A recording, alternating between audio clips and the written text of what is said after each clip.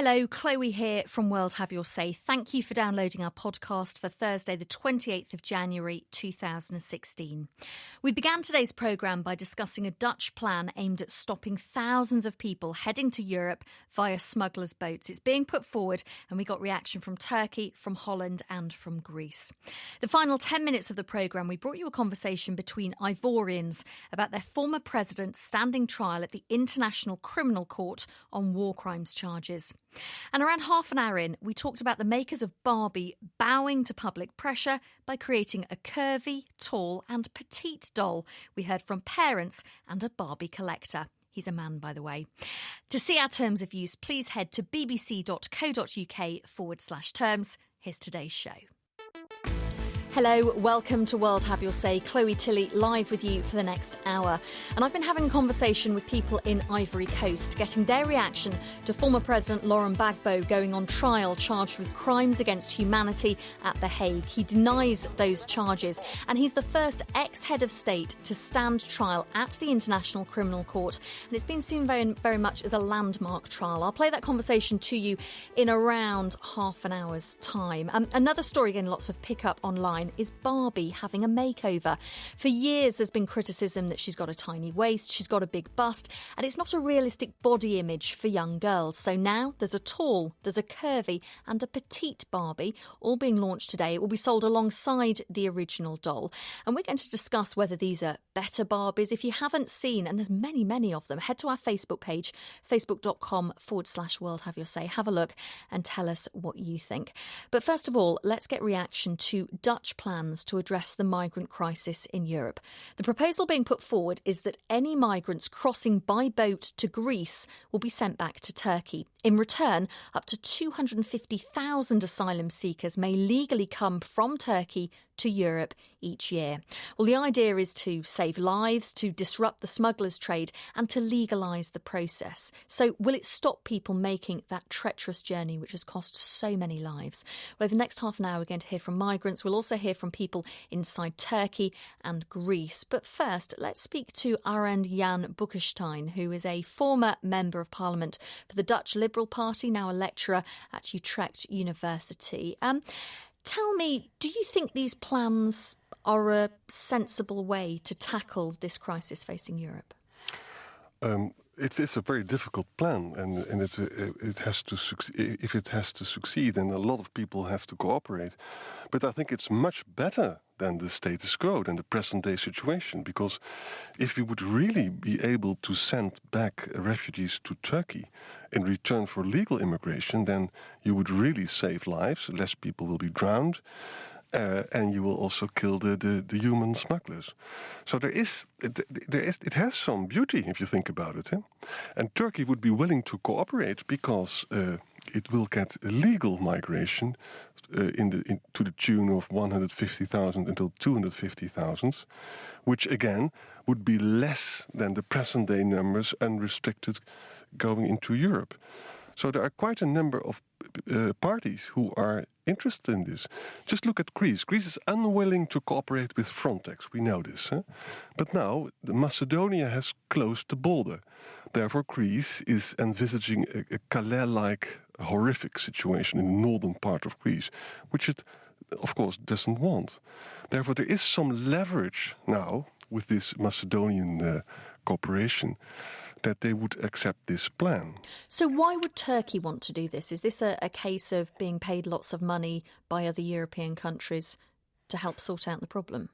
Turkey would be willing to do this for political reasons, because there is also this idea of the EU negotiations on the table, which is important for domestic policy reasons for Erdogan.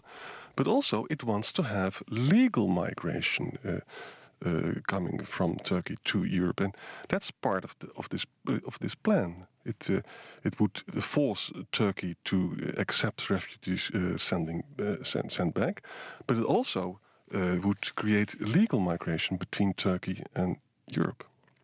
Let me introduce you to Karim, who's a volunteer working with Syrian refugees in Istanbul in Turkey. Karim, you heard there from Arend Jan Boekenstein, a former politician, now a lecturer, saying this is a really sensible plan. It's a difficult situation, but this could work. Do you agree? I want to agree.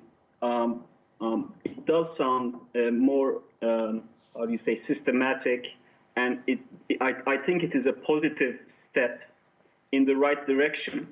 But I have my reservations because I think we might be missing the larger picture of essentially a country imploding in itself. And there are 4 million people, of which, let's say, around, I think, 60% of the refugees are under 18 years old. So, pushing them around, although is more systematic, I think we might miss the larger picture we need to look at. But one could also argue the following thing.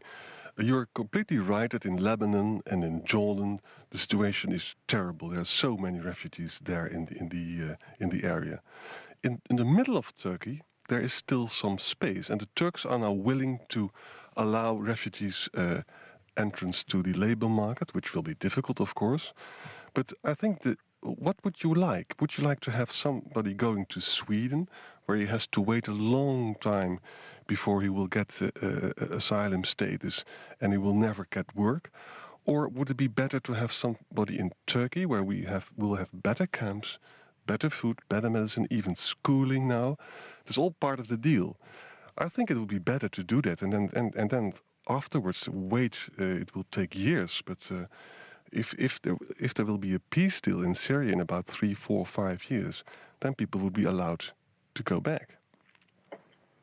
I heartily agree.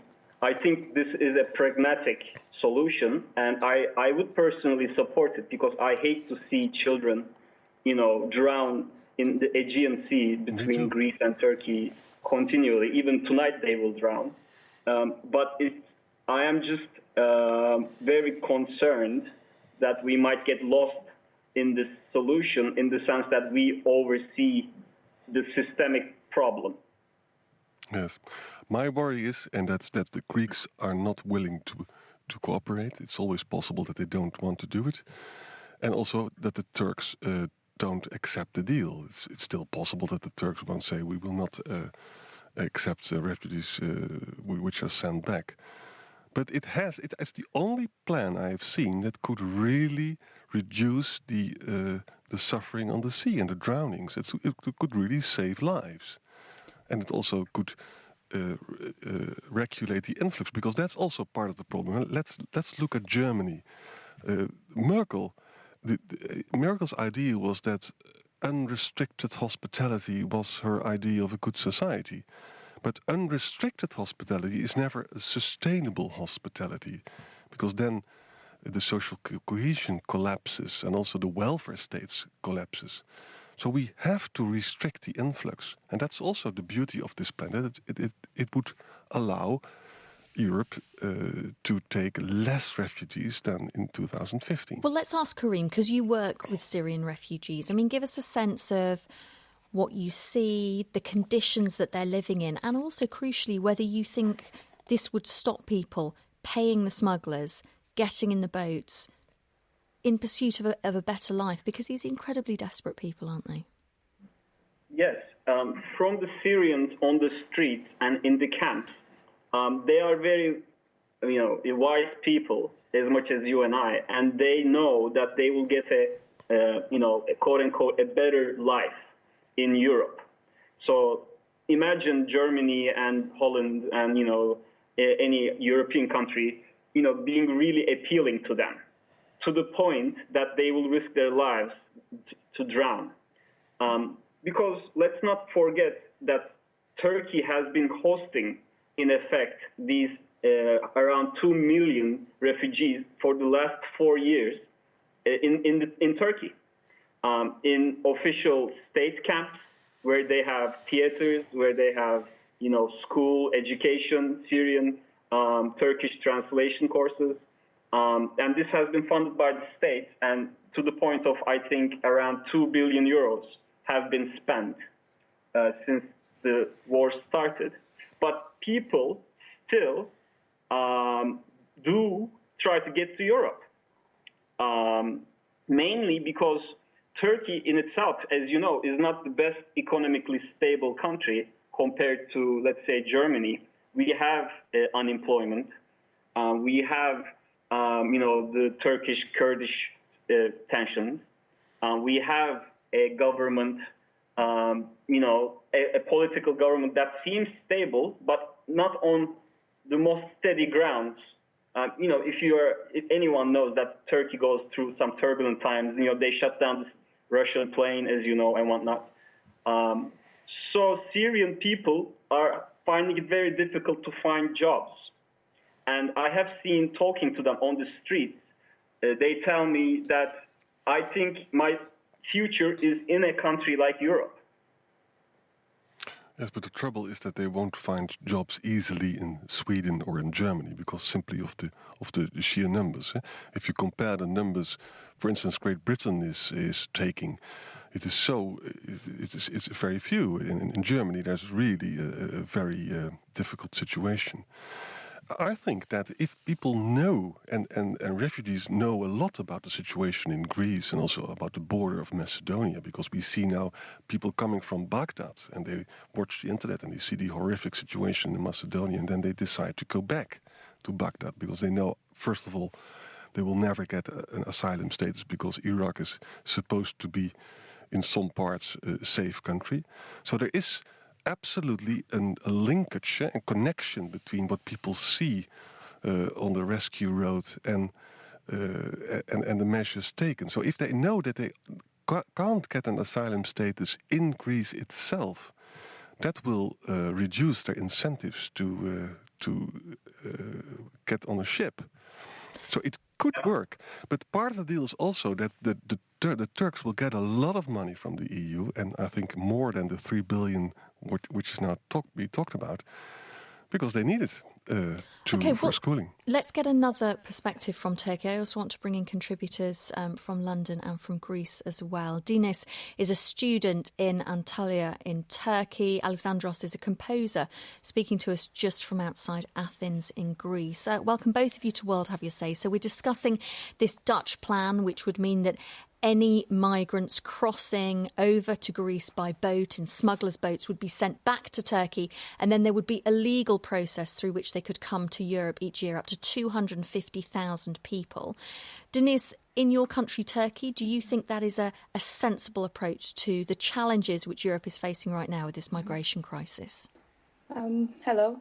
Well, I want to again think that it should be a sensible plan, because it's kind of reduce the deaths of the people drowning in the Aegean Sea.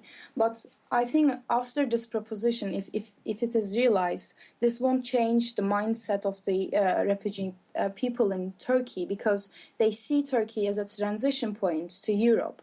As Kerem, I think, pointed out, to live in Turkey, to have a future in Turkey, is not that appealing to them. So that even if Europe gave us too many money to, just resettle them and to keep them in here, still Turkey, I don't think that they can control in a systematic way, that they can provide them shelter, that they can provide them jobs. So so this won't change the demand, and still the Syrian refugees will want to go to Europe after this proposition, I think. And what about the integration? Do you see Syrians in Turkey now? Is there ever any tension? Mm-hmm. We've, of course, heard about some of the tensions in Europe between migrants coming over and the people who live in an area already. Yeah, Turkish government wanted to settle them in the refugee camps. As far as I know, they do not want them on the streets. So that's actually creates really tensions, because the refugee camps, are not that in a really good condition. So people wanted to go to the big cities in Turkey, in Ankara or in Istanbul. So that I see a lot of people in the streets. They are begging for money, and the police forces are not treating well to them. So in that sense, not in Ankara maybe, but in the border cities, for example, in Antep or in Adana, people are not treating them in a really empathy, because they think that most of the poor people in Turkey think that they are losing their jobs because of the Syrian refugees. So in that sense, I think that creates real tensions so far, and after this proposition, it will increase the tension, and I don't think that Turkish government will be capable to control this. Alexandros, you come in and give us a perspective from Athens.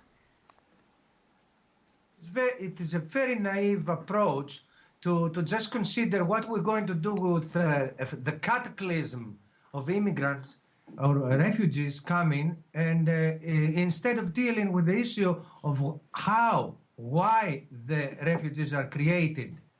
I also want to make a point that a huge number of the so-called refugees, immigrants, are invaders. We have so many symptoms of crime in Europe, in Paris, and sex crimes in Europe based on religious differences. So we see there is a greater plan. Some of the refugees are real refugees, and we Greeks here are caught in the crossfire. We are very hospitable people, but we have a huge economic crisis by ourselves. We have been immigrating Europe and the rest of the world the last 5 years because of the economic crisis. The numbers say 300 to 500,000, primarily young people. So we have a huge human hemorrhage. Now, we are very willing to accept all these people here, but how many are really refugees? And this is my example. Instead of dealing why a person got cancer, cirrhosis in the liver, say, what are we going to do now that he got cancer? Instead of saying, what created the cancer? Here we know as a fact that the greater powers that be, if they wanted to stop this crime, this human crime of destroying countries like Syria, anyone with some senses here, with a sensible logic, does not accept the main issue on the news, that the war in Syria is to get rid of a dictator. So you destroy a country, you create millions of refugees just to throw out a dictator. So you're saying that the real problem with this plan is that it's not tackling the root cause of the problem, which of course is the war in Syria. Let's bring in Rias Al-Jundi, because it's probably an appropriate time, a British Syrian writer living here in London. Rias, give us your perspective on this plan. I think I would love to believe that. I would love to believe Europe, the EU, that they are planning to do something good. I don't think they are just. I mean, if you follow the stream of news, Europe always tackle things superficially. They never have a plan and they commit to it. First of all, I give you the 3.5 billion euros given to Turkey. It's just because they wanted to deter the problem out of their doors. They always wanted things to be tackled away from their doors. That's unbelievable tackle, waste of resources, waste of taxpayers, waste of everything. And then they paid Turkey, and then Turkey didn't stop the refugees crossing. So you're saying effectively that Europe's buying off Turkey, and Europe should deal 100%. With the problems it's created. So you're saying that European countries need to come up with a plan with how many people they will take in. No, not only that. How many? It's not about how many. Why some Dutch person or German person would say, oh, Turkey is big. Sweden is big. Sweden is a massive, 9 million people. Very rich Turkey. So why are European people saying, oh, Turkey can't take because Turkey is big? Germany is bigger, stronger, richer than Turkey. Why people are standing against a few 100,000 people coming to Turkey? Rias, your line is breaking up, but we get the essence of what you're saying. You're saying it's no good saying there's an argument that Turkey's a big country, Germany's a big country, it can take it as well. I don't know, Arand, if you want to come back on that? No, listen, Turkey is much bigger than Germany, for a start. And secondly, Germany has really taken a lot of refugees, and it's quite frankly, it's collapsing. So we need to find a way to regulate the influx. It is very important. because otherwise it will reduce social cohesion and it eats up the welfare state. Something has to be done. Now, getting back to the guy from Athens, it's all very nice that the Greeks find themselves hospitable, and of course they have an economic crisis.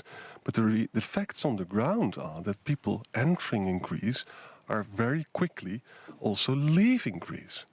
So therefore we have a new situation in which Macedonia has closed the border, which has completely changed the whole balance of power of this thing, because northern Greece will have a Calais-like perspective, which nobody wants. So therefore, the Dutch plan could counter this situation. We could really try to prevent a Europe of the gates and try to prevent people from being drowned in the Aegean Sea. Well, can I respond to that, please? Go ahead. Okay, we have at least 1 million people. We have at least 1 million refugees here sitting in Greece. They're not living that fast, my dear friend. And I don't want to go on a tangent, but the country north of Greece is called Fyrom, not Macedonia. Macedonia is Greece, is the North Greece, is the land of Alexander. Yeah, that is the old language. There's all the dispute about names. Yeah, it is. It's called Fyrom. It's Fyrom for now. Let's call it Fyrom for now. Let's not talk about this historical thing. It's very sensitive. Yeah, this is a tangent, you know. Can I also respond to Go ahead, Deniz, yes. Turkey? Yeah, Turkey is a big country, yes, but I mean, still in the Turkish people who lives in the eastern part of the country or the small cities, they still wanted to actually go to Istanbul and Ankara because there is nothing for them in that small cities. And about the safety conditions, they're not feeling safe. Like 1 month ago or two, we had a big bombing in Ankara.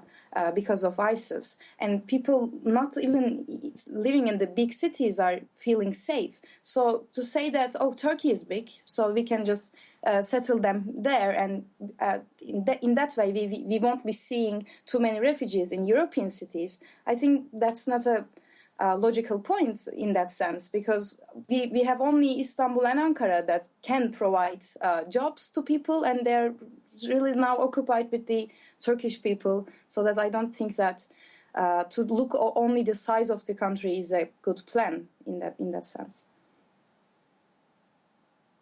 Ahran, do you want to respond? Yeah, we live in an imperfect world, and what we see now is that the Austrian-Slovenian border is now regulated. Merkel is even planning to send 500 German policemen to help the Slovenian people to keep people out. So we are really heading for a very nasty Europe, the Europe of the gates. That would be the alternative for the Dutch plan.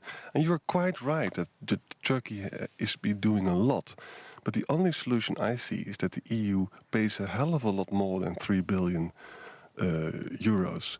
So it's about giving more money to Turkey to help the European situation. Maybe not the money, but Europe can enforce a systematic plan, because I think Germany and Netherlands are more experienced about the integration of the refugees. But I think Turkey is not that experienced. It's never. OK, Deniz, we're going to have to end the discussion there, unfortunately. Thank you all for joining us on World Have Your Say.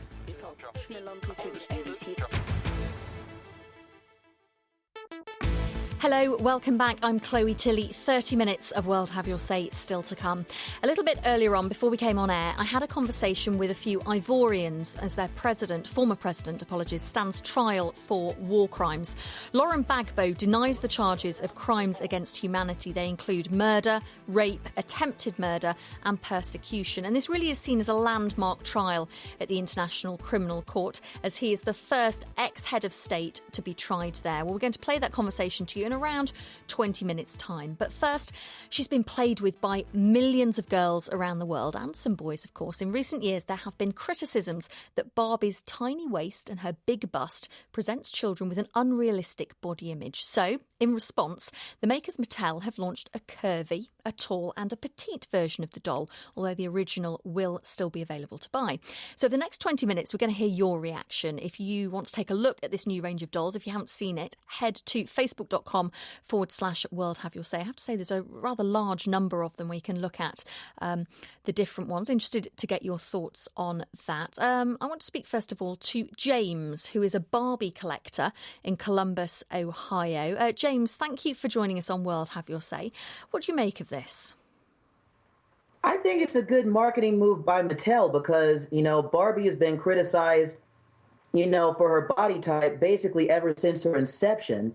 I think it's a really good idea because, let's face it, not all girls, and I'm not going to lie, a few boys who play with her, they're not all rail thin. I think it's a really good marketing move, especially the curvy doll. I really want one of those. Why has it taken so long, though? Barbie's been around for over 50 years. Well, I don't work in big business. I really don't know. Well, let's see. Barbie came out in 1959, right? But the first Hispanic and Black Barbies didn't come out until 1980 something. Change, I guess, takes time. Like, granted, at the speed of a glacier, some might say, but, as long as it happens, I'm just happy it happens because now, a few chubby girls or a few short or tall girls who play with her can feel included. It is right that you say that things take a long time. Someone from the company that makes Barbie was quoted as saying, some people say we're late to the game, but changes at a huge corporation do take time. So that certainly seems to be the message coming from the makers of Barbie. James, do stay with us. I want to introduce you to a couple of other guests who are with us. Amy Oztan is presenter of the Parenting Bites podcast. She joins us from Brooklyn in New York. And Eddie Scarey writes for the Washington Examiner in Washington, D.C. Amy, first of all, I know that you tweet at Selfish Mom, so you're a mum. You do a podcast about parenting. Did you ever have any issues about, basically the way Barbie looked? Well, not so much that I wouldn't let my daughter play with her, because I had Barbies growing up. I ended up a relatively sane adult, so I didn't see the harm. I think that these images come from everywhere, not just Barbie. So I thought that it would have been silly to deny my daughter Barbie while there are still so many magazine covers and things like that where she would see these ridiculously thin bodies. But presumably you welcome this as a move forward, that there are different body types. Oh, I absolutely do. When I heard about it this morning, I went right to the site and I bought one of the curvy Barbies for myself. Not for my daughter, for myself, because she looks much more like me than any doll that I've ever seen. Now, my question is, are kids going to want it? My daughter isn't home, or I would ask her. I don't know if my daughter would choose a more realistic-looking Barbie, or if kids are still going to gravitate to that, gorgeous, unrealistic, thin doll that was originally modeled after a prostitute. Like that's literally what the doll was modeled on, a gag gift that was a prostitute. So I'm curious to see how it sells, because my fear is that this is going to be like McDonald's selling salads. Everybody says that McDonald's should have healthier food, and then they finally come out with healthier food, and nobody wants it. So are the kids going to want these Barbies or not? Doesn't it depend on the age of the child? If a child has never played with a Barbie, my daughter's never played with a Barbie, she's nearly 7, if I gave her a doll, one of these curvy dolls, or the flat-chested doll, or the petite doll, or whatever it was, I'm not sure she'd notice. It would just be a doll. Wouldn't it depend on how old they are and what they've played with before, maybe? Oh, I think absolutely. I think that for the older kids who are used to seeing Barbie in one way, they're going to have one reaction. And if this becomes the new normal for Barbie, then younger kids will have a different reaction. But going back to something you were talking about before, I think I do have an idea why this took so long and why it's happening now.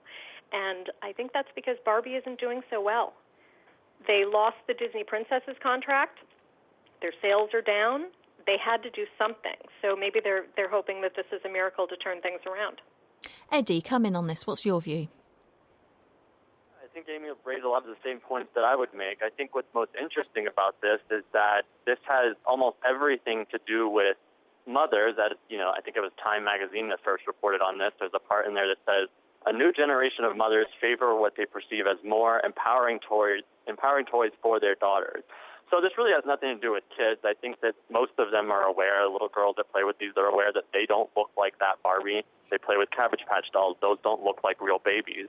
But watching certain people on TV, like this Time magazine editor, she was on there talking about it, and she was so relieved that there's these new toys that come in different shapes, new Barbies that come in different shapes. And it struck me that this has more to do with her wanting to see toys that look like, her, instead of kids actually that really care about this kind of thing. But isn't it all about those subliminal messages that get through to girls? If they're playing with a skinny doll with big boobs and they're seeing those images on TV and they're seeing them in magazines and then bombarded all the time, that's what they see. If gradually all of those things change together, then surely it does make a difference to the way kids view themselves. Well, hopefully, I'm sure Amy would say this, that if your daughter comes up to you and says, I want to look like that, or why don't I look like that, you then explain that this is a toy, that it's not real, you don't look like that, and you can't look like that. Yeah, exactly. When my daughter was younger, I did show her a graphic online that explained how if a real person had Barbie's proportions, she wouldn't be able to support her own body and she would fall down. Right, and you just said it, that you purchased the Barbie for yourself. You didn't purchase it for your daughter. You were more interested in it than maybe your daughter will even be. Yeah, and the part that we haven't really touched on yet, it's not just different shapes. They're coming out with different colors, different skin tones, different hair colors, different eye colors. They're really trying to make these dolls diverse. And I think that the thing that I'm pinning my hopes on for this line of dolls is that kids like to see themselves. So I'm hoping that kids will look at these dolls and instead of looking for the ideal, they will look for themselves. James, come in on this because I heard that you were laughing away in the background there. Yes, ma'am. Well, I'm not going to lie. Mattel is in trouble. I'm actually going to touch on a couple of the other points. One of the other two made. I'm sorry if I forgot their names. Sorry, people. Yeah, they might be in trouble. They did lose the Disney Princess contract after, your man contacted me. I looked her up. She's been dropping in sales for a while. Like, as a fan and collector, I'm hoping, they can use this line to, pull themselves out of the hole. I mean, aside from that, I think it's a really good thing, not just for the curvy, petite, and tall body types, but the skin tones. I mean, they're getting more and more diverse with the skin tones, and that's been a hot button issue from the beginning. I mean, the first Barbies up until the 60s, well, Barbie got black friends in the late 60s, but as I said earlier, it wasn't until 1980-something that Barbie herself became black. I mean, I don't mean to ramble here, but, I think it's really good that they're getting more diverse with the skin tones, because that means that more girls who are able to get one don't feel left out race-wise. And it really is diverse. I mean, I'm looking at the pictures now. I've just counted. There are 33 different dolls. And it's not just skin tone, it's hair colour, it's straight hair, curly hair, everything in between. Yes. And different expressions in the faces as well. Completely different looking dolls. So very much catering for different audiences. Sorry, Amy, you were coming in. No, I just wanted to mention that in December, Barbie sold a collector's edition doll of African-American director Ava DuVernay. And wanted that it one. wasn't Didn't get cheap. it. I'm sorry? I didn't mean to cut you off, but I said I'm sorry to cut you off, but I really wanted that one. She was only $65. Couldn't get her. I was so mad. I bought two. I sold one to my next door neighbor at cost, and I'm going to give the other one away on my blog. So you might have a chance to get one. But it sold out in like 10 or 15 minutes. It was ridiculous. And yes, it was a small run, but I think that just indicates that there is a market for these more diverse dolls. And I really hope that consumers latch on to them because I really want them to stick around. Amy, what's the appeal for you? I mean, you've said you've gone out and bought one today. The appeal for me right now is just really novelty. I've been waiting almost 40 years for a doll that looked more like me. So when I saw it, it was only $10. Of course I was going to buy one. And when more of them are on the market later this year, I'll probably buy more just because I think it's a great step. And there was also a fear that if I didn't buy one soon, they wouldn't be around anymore because who knows how long they'll be here. Mattel is a company. they want to make money, and no matter how good this looks, if they don't sell, they will not stick around. And I guess the next question is, how far does it go? Because presumably no one wants to buy a doll with cellulite or anything like that, but that is realistic for a lot of us. I think it's a fine line between something that looks more like you and something that looks like you at your best. And the curvy doll is still probably about 30 pounds less than my goal weight. So it's not like this doll really looks like me, but she's just closer to me. So no, I don't think that you want to get totally realistic with like acne or anything like that, but not you like want something that, lameling. yeah, exactly. You want something that's in the direction of reality. James, tell me about your collection. How many do you have? I just got the one from 1998, the Caucasian one. She is my 50th doll. I've been at this for 9 years. How much have you spent? As much as I would like to tell you, I really can't, because I made the mistake of not keeping a ledger, because 90% of them were bought on eBay. But give me a clue. Are we talking thousands of dollars? Are we talking hundreds of dollars? If I had to fathom a guess, in 9 years, well, let me see. Well, it actually marks the 10th year I've been at it, because I found out about them when I was 17 and I'm now 27. If I had to guess, I'd have to say well over $2,000, if not more, but that's just a guess, because I didn't keep a ledger and I should have.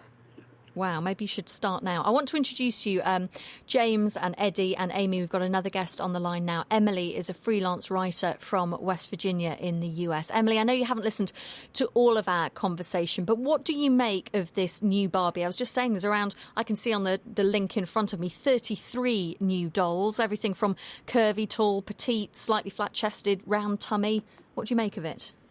I think it's just wonderful. As a little girl, I didn't have anybody to look at and say, this is something that represents me as a person.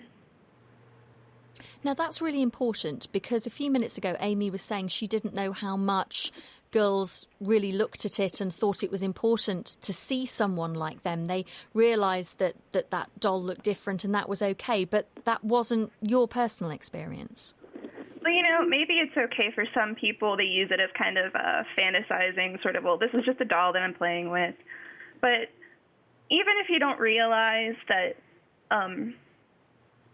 you're playing with something that doesn't look like you, I think over time that does take a toll, especially when you're bombarded by images of, like, perfect women or whatever. And the call for dolls that look like specific body types it's huge. I mean, people are making their own now. And I know when I was little, I was, a little bit chubbier than other girls, growing up. And maybe at the time I didn't think specifically, wow, this hurts my feelings, but definitely not seeing people or even, dolls that were ideal images of women, that hurts. And This is exactly what I was talking about earlier, how this has more to do with, I think women, as they've gotten older, they've become moms. It even says so in the Time article when they reported on it. It has more to do with moms than it actually has to do with kids. She was saying how when she was a kid, she doesn't even think that it bothered her. So I'm just kind of fascinated by how it's about a Barbie, it's about a toy, but it has everything to do with older women and not kids. Emily? Barbie is the, supposed to be, I guess, the ideal vision of what a woman should like. And maybe kids aren't thinking about that, but if you look at it, that's the ideal woman, the conventionally attractive woman, tall, thin, blonde, beautiful. And, over time, if you look at that, you are going to think at some level, this is the ideal woman, this is what I need to look like. How far do you think it should go, Emily? We were talking about, Amy was saying you don't want a doll with acne. I was saying I'm presuming most people wouldn't want a doll with cellulite. But Christy has tweeted from Canada saying there's still no physical disabilities being represented, and she's very disappointed with that. Do you think they should be doing that, Emily? If there is an audience for it, if there are little girls that feel that they need that, to see that, then I don't see any reason why that shouldn't happen. I think they did a doll like that back in the 90s. Build a Smile Becky. She wasn't a Barbie. She was Barbie's friend. And people were upset that the elevator in Barbie's dream house didn't fit her in her wheelchair. She does make a point. They haven't done, as a matter of fact, I think that's the only handicapped doll they've ever made, as far as I can tell. I didn't think about that. Well, it's another issue being raised, so thank you to Christy for tweeting that. Let me introduce you to another guest who's joining our conversation. Jill Filippich is a writer and lawyer from New York, but currently in Nairobi, joining us now. Jill, I know you haven't heard all of the conversation, but what do you make of Mattel's move to bring out these Barbies with different looks, everything from tall, small, curvy, flat-chested? What do you think? Well, I think on the one hand, it represents some really positive and important cultural changes. I mean, Mattel isn't doing this out of the goodness of their own hearts. They're doing it because moms and dads are insisting on toys that are more representative and that send a more progressive message to their daughters. That obviously is overwhelmingly a good thing and in many ways a big feminist victory. On the other hand, this is still Barbie. She's still in the pink box. She's still in the pink girls aisle of the toy store. And she's still encouraging a very kind of sedentary interior sort of play where, you literally have this woman who's turned into an object to dress up and undress instead of encouraging girls to build things, to go outside, to run around, to be creative in other ways. So, it's reflective of certain cultural changes. I don't know that it's quite, the overwhelming big step for little girls and empowerment that Mattel would like to bill it as. So what do you think that they should have done then? If you were involved in this relaunch, remodeling, what would you have done? Well, I'm not sure that Barbie can at any point really be remodeled as, a feminist icon. I would like to see her out of the pink box. I would like to see her marketed in a more gender-neutral way. And I'd frankly like to see Mattel, expanding the kind of if Barbie is a thing that still appeals to girls, which seems to be increasingly less true, expanding out their toy offerings to encourage girls to learn things like spatial reasoning, to have girls say, build the Barbie house instead of just play with the toy, and to really foster some other really important critical brain development and skills in little girls. Eddie, do you think that makes sense? What does a gender-neutral Barbie look like? That's what I wanted to that's a good question. I think we also shouldn't discount, this is Amy in Brooklyn, I think we also shouldn't discount the importance of just plain old imaginative play, which I think Barbie really does foster. When I was a kid, I had like 3 or 4 Barbies that were naked most of the time and a big motorhome, and that was it. And they went on adventures in that thing, and they jumped all over the living room, and they didn't need to be directed in a certain way. Eddie? I think that what your guests are saying, it makes a lot of sense in terms of, like I was saying, once you get older, you kind of start realizing these things, and you're like, oh, I'm playing with a toy that doesn't really look like me. I kind of wish I looked like that now. But when you're a little girl, I don't think that they look at it, and like you were saying, it's a fantasy for them. As a little boy, I played with action figures like that were like kind of like X-Men or maybe like G.I. Joe. I never thought for 1 second that my body should look like that. Thank you all for joining us on World Have You Say. We've had lots of comments coming into us. Wadza from Malawi writes, it's all about diversity. Women have diverse body sizes and shapes, plus they come from different backgrounds, races, sexual orientations and religious affiliations. Barbie was representing only one class of woman, the slim, skinny, white, middle-class woman. And Simone in the Netherlands on Facebook says, I'm nearly 60. I loved to play with Barbies. I'm not frustrated about my own body, but I do like different shapes and I would like to see different kinds of clothing for Barbie. Thank you to Amy, thank you to Eddie, to James, to Jill and also to Emily for joining us on that conversation here on World Have You Say. You can carry on discussing this on our Facebook page over the next few minutes. Now we've got, about 7 or 8 minutes of the programme left, and we're going to turn our attention to a story that we followed for many months here on World Have Your Say 5 years ago. Now, violence erupted in Ivory Coast after the President Laurent Gbagbo lost elections back in 2010. He's now facing trial for war crimes at the International Criminal Court, charges that he denies. Now, the trial itself could last 3 to 4 years, and it's being seen as a landmark case as he is the first former head of state to stand trial at The Hague. Well, just before we came on air, I spoke to a number of people in our Abidjan studio. We heard from Bar, from Anno in a moment, both who still support Laurent Gbagbo. But first, we heard from Toure, who supports the current president, Alassane Ouattara. When the majority of Ivorians, all of them are on board, they do believe in the ICC. I don't see why the minority is there just to contest. But one thing is, they should acknowledge the fact that Gbagbo has been a criminal. When this is established, he's been a criminal for 10 good years. He's been killing people for 10 good years. We have over 25,000 French people in this country. All of them got some problems with Laurent Gbagbo supporters who call themselves patriots. I don't see why. Alassane Ouattara supporters. Okay, do come in. Yeah. By speaking, I don't share his point of view because in Ivory Coast we haven't faced a civil war. It is a political crisis that needs to be settled down among Ivorians. Okay? So the fact of saying that we have faced a civil war in Ivory Coast is totally wrong. First of all, it's wrong. We did not face a civil war here. Yeah. I did not see anyone going to kill.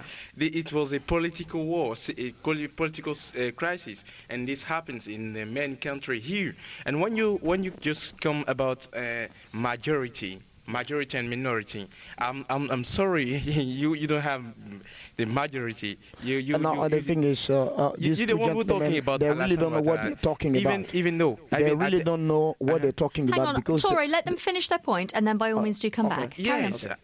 Even the presence of Laurent Gbagbo in ICC for 4 or 5 years ago, we know that even is present there, the reminder of his political party members here, they are still strong.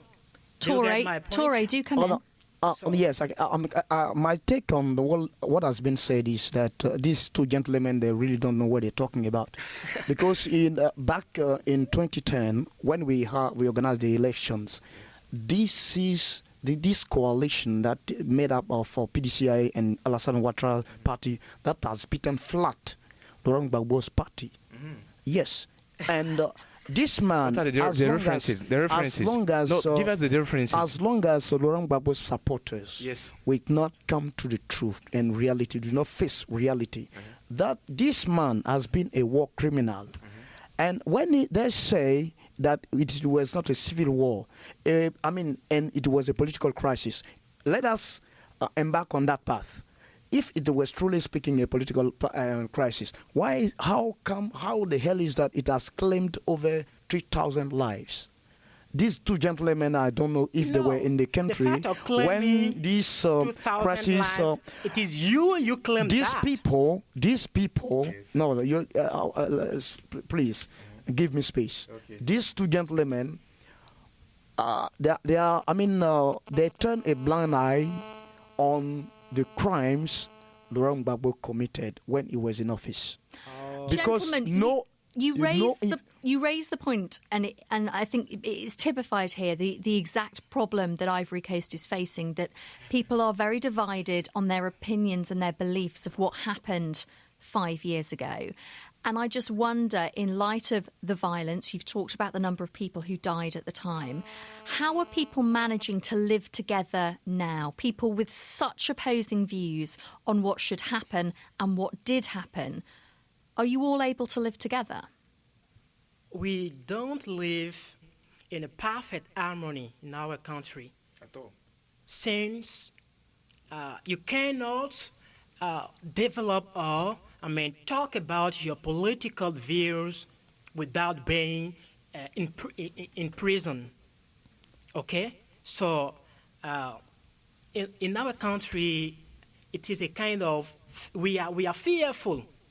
Okay? We are fearful. We cannot express ourselves as before. And that was Bar, Anna and Torre speaking to me about an hour or so before we came on air, talking about the situation in Ivory Coast. Just want to bring you some more information coming away from Disneyland Paris. An armed man arrested there was carrying a Quran, according to the Reuters news agency. He was arrested by French police at a hotel in Disneyland Paris. He was carrying 2 handguns and a Quran in his bag, according to police sources. The man was unknown to police prior to the incident. His bag set off a security alarm as he went through a metal detector at the New York hotel in the park. Police are searching for a woman who was accompanying him.